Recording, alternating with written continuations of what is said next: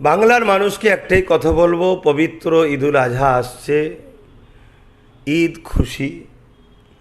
হজরতে সৈয়দনা ইব্রাহিম আলাইহিমুসসালাম তিনি মহান স্রষ্টা রব্বুল আলমিনের কে এত ভালোবাসতেন, তেনাকে মহান স্রষ্টা পরীক্ষা নিয়েছিলেন। সেই পরীক্ষায় তিনি নিজের বাচ্চাকে, সন্তানকে আল্লাহর রাস্তায় কুরবানি করে প্রমাণ করেছিলেন যে আমি আমার সন্তানের থেকেও আমি আমার স্রষ্টা রব্বুল আলমিনকে ভালোবাসি।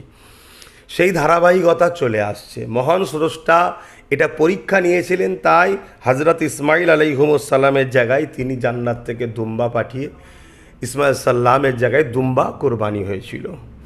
এই ধারাবাহিকতা চলে আসছে। আগামী দিন আপনারা ঈদুল আজহা উদযাপন করবেন, এই কুরবানি আপনারা করবেন। যার যেটা পছন্দ, যার দুম্বা দিবার সামর্থ্য আছে, যার উট দিবার সামর্থ্য আছে, যার গরু দিবার সামর্থ্য আছে, যার খাসি দিবার সামর্থ্য আছে, যার যেটা পছন্দ আপনারা দেবেন।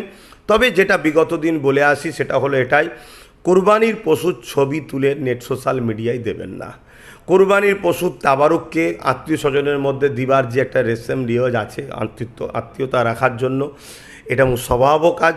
সেটা যদি করতে হয় সেটাকে খুব সেফটির সাথে ভালো প্যাকিংয়ের দ্বারা সেটা পৌঁছাবেন। রাস্তাঘাটে এই পবিত্র তাবারুকের জিনিস যেন না পড়ে, কেন এটা একটা দিকে যেমন দেখতেও খারাপ লাগে এবং পাপ হবে, কেন একটা তাবারুক জিনিস।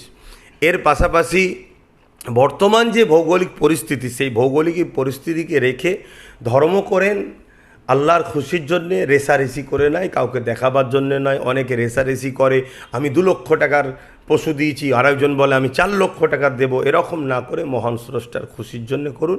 যেটা আপনার হালাল অর্থ থেকে আপনি আল্লাহর খুশির জন্য এটা করবেন এবং বিশ্ব শান্তির জন্য দোয়া চাইবেন। আমার দেশবাসী সর্বধর্মের মানুষের মঙ্গল কামনার জন্য দোয়া চাইবেন, পাশাপাশি আমার জন্য দোয়া চাইবেন, আমিও আপনাদের জন্য দোয়া চাইব।